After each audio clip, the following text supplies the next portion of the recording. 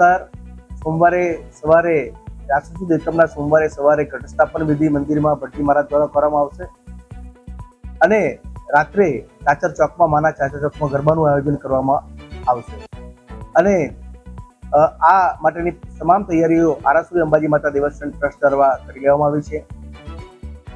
રોશની અને સ્ટેજ, મંડપ, લાઇટ આ તમામ પ્રકારની વ્યવસ્થાઓ નવરાત્રિની જે ગરબાની છે એ પણ કરી લેવામાં આવી છે. 22 તારીખથી માતાજીના આસો મહિનાના નવરાત્ર ચાલુ થઈ રહ્યા છે.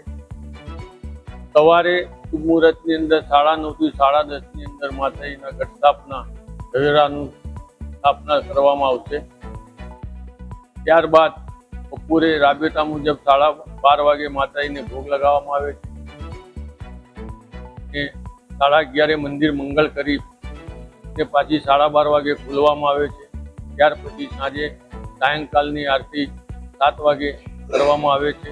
રાત્રે 9 વાગે મંદિર મંગળ કરવામાં આવે છે.